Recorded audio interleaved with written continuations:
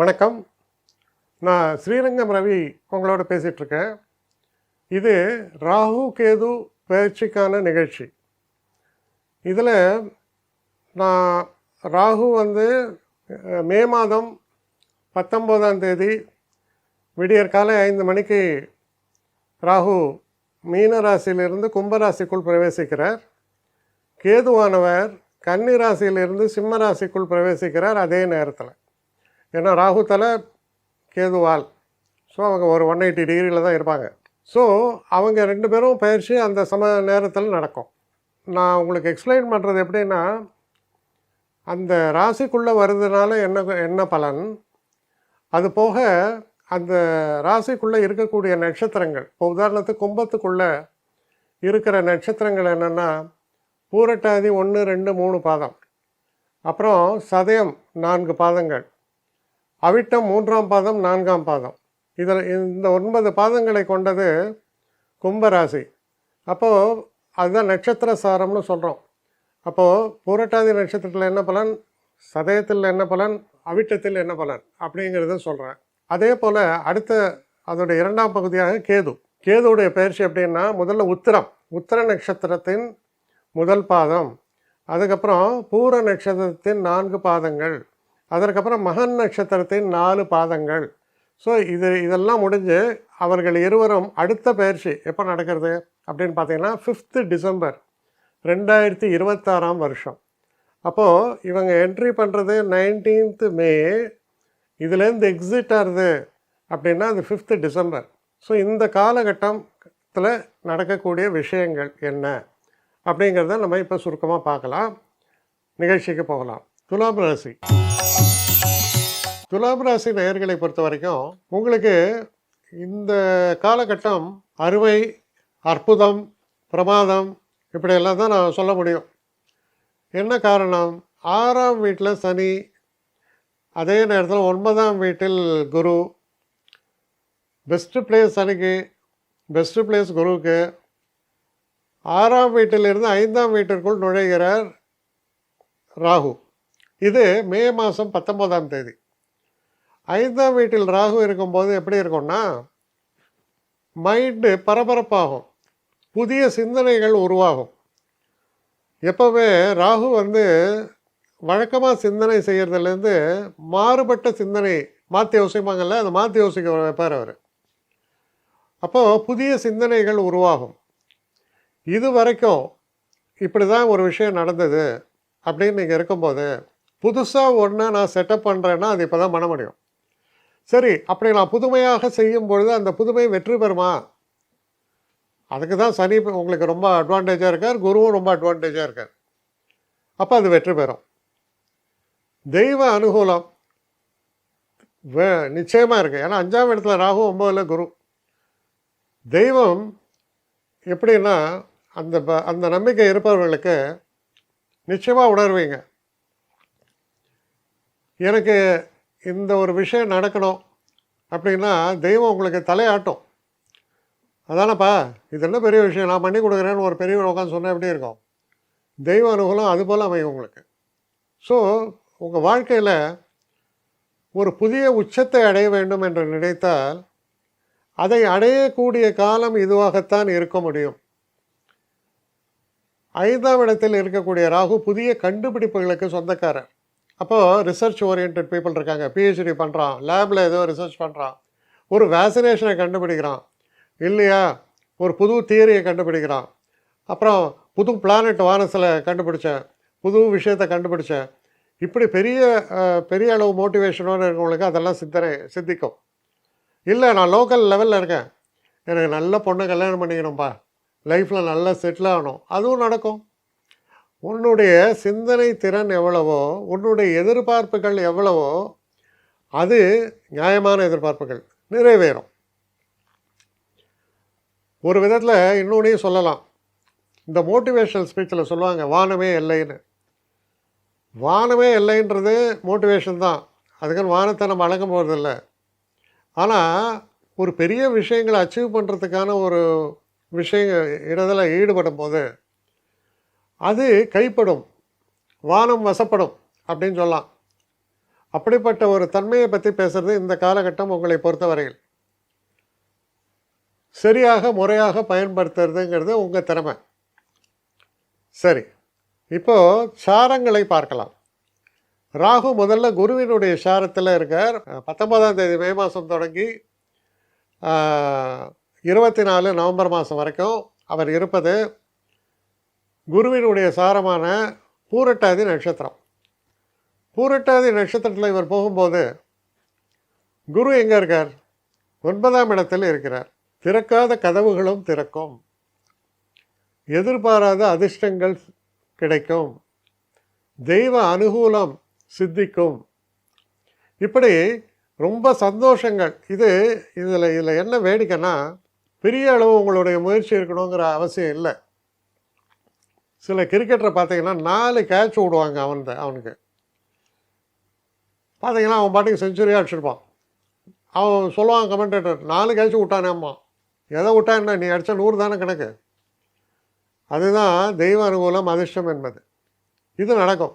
ஒரு போலர் இருப்பான், அன்றைக்கி 6 விக்கெட் எடுத்திருப்பான், 7 விக்கெட் எடுத்திருப்பான். என்னுடைய ஹிஸ்ட்ரியிலேயே நான் அது பண்ணல, இது ரெக்கார்ட். இப்படியெல்லாம் நடக்கிறது பார்த்துருப்பீங்க நீங்கள். திறமையாக போட்டு கூட 1 விக்கெட் கூட கிடைக்காது. சுமாராக நான் போட்டு எனக்கு 7 விக்கெட் கிடைக்குது. இதெல்லாம் நடக்கும்.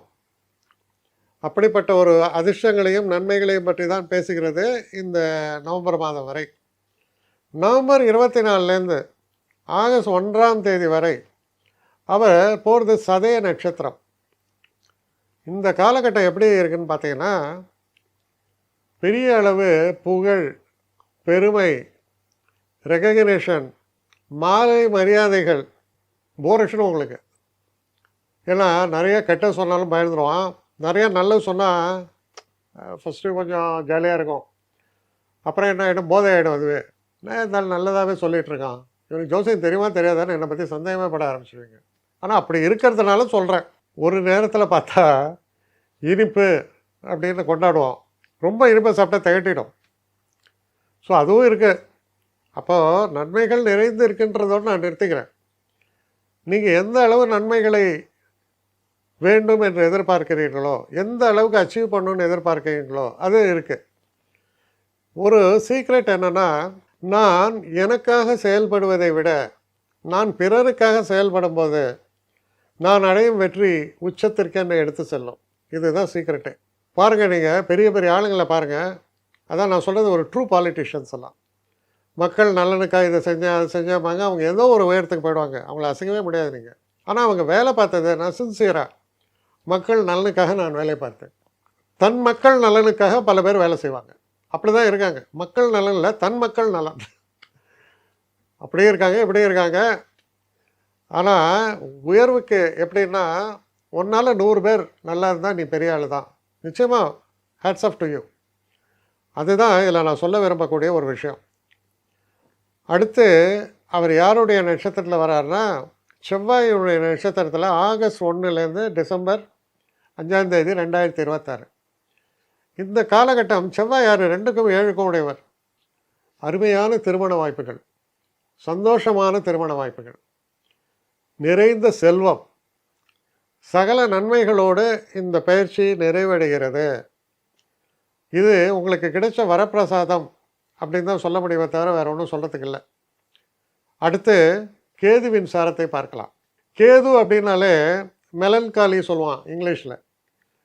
என்னென்னா, அது சோக கீதம்னு சொல்ல முடியாது, மனதை அமைதிப்படுத்தக்கூடிய கீதமாக ஆமாம். ஆனால் அதில் பெரிய உற்சாகமாக நடனம் ஆட முடியுமா? முடியவே முடியாது. அமைதியாக உட்காந்து கேட்க தான் முடியும். அது அந்த மாதிரியான ஒரு மெலன்காலின்னு சொல்கிறது அதை எதுக்கு இப்போ அப்போல்லாம் அந்த காலத்தில் இதில் யூஸ் பண்ணால், ஏதாவது தலைவர் மண்டே போட்டால் அந்த சாரங்கின்னு ஒரு மியூசிக் போடுவான். அந்த காலத்தில் அது பெரிய டார்ச்சர். ஏன்னா ஒரு தலைவர் போயிட்டாராம், அப்போ டிவியும் கிடையாது, ரேடியோவில் இந்த மியூசிக் ஓடிட்டுருக்கோம். அதுதான் கேது சாதாரணமாக. ஆனால் அந்த கேதுவே கொஞ்சம் உற்சாகமாக வேலை செய்கிறார் உங்களுக்கு. அதுதான் பெரிய அதிசயம். ஏன்னா 11ஆம் வீட்டில் கேது. 11ஆம் வீட்டில் கேது இருந்தால் என்ன ஆகும்னா, பெரியவங்க போனால் ரெடியாக 2 கையை வச்சுட்டு உங்களுக்கு ஆசீர்வாதம் பண்ண ரெடியாக இருப்பாங்க. ஒரு திருப்பதி போனீங்களா, யாராவது உங்களை கூட்டிகிட்டு போவான், வாங்க நம்ம முதல்ல போய் உங்களுக்கு பிரமாதமாக தரிசனம் பண்ணிக்கிறேன், நேராக போயிட்டப்போ ஆர்த்திலாம் காமிச்சு தரிசனம் உங்களுக்கு நடக்கும். ஏன் ஒரு செகண்ட் பார்க்குறதே பெரிய கஷ்டம், எனக்கு என்ன எப்படிலாம் நடக்குதுன்னு உங்களே ஆச்சரியப்படுவீங்க. ஒரு உதாரணத்துக்கு சொல்கிறேன், எல்லாருக்கும் திருப்பதியில் அப்படி நடக்கும்னு நான் சொல்ல முடியாது, ஒரு உதாரணத்துக்கு சொல்கிறேன். ஸோ எப்படி இருக்குன்னா, தெய்வ அனுகூலம் சிறப்பாக இருக்கிறதுல 11ஆம் இடத்தில் கேது இருந்தால் பெரியவர்களுடைய ஆசைகள், நல்ல விஷயங்கள்லாம் நடக்கிறது. ஒரு வீடு வாங்குறீங்க, அமைதியாகவும் அம்சமாகவும் இருக்கும் அந்த வீடு. எடுத்த காரியங்கள் எல்லாமே நிறைவான மன நிறைவும் அமைதியும், முக்கியமாக அமைதி, கேதுன்னா அமைதி, அதெல்லாம் தரக்கூடிய அளவில் இருக்கும். பயந்துட்டு இருப்பீங்க, ஐயோ எங்கள் அப்பா உடம்பு முடியாமல் இருக்கார், ஐசியூவில் இருக்கார், தேர்வாரா மாட்டாரா, டாக்டர் சொல்லார் is now out of danger அப்பார், அவர் எழுந்து நடந்து வந்துடுவார் வீட்டுக்கு. அதுபோல் தன்மையை பற்றி கேது சொல்கிறார் 11ஆம் வீட்டில் இருக்கும்போது. அப்போது எல்லா விதத்துலேயும் பார்த்தா ரொம்ப இது மாதிரி நான் என்ன சொல்வேன், மேபி 60 வருஷத்துக்கு ஒரு வாட்டி அமையுமா, 50 வருஷத்துக்கு ஒரு வாட்டியுமா தெரியல, ஆனால் உங்கள் அமைப்பு என்னமோ தெரில, ரொம்ப நல்லா அமைஞ்சிருக்கு.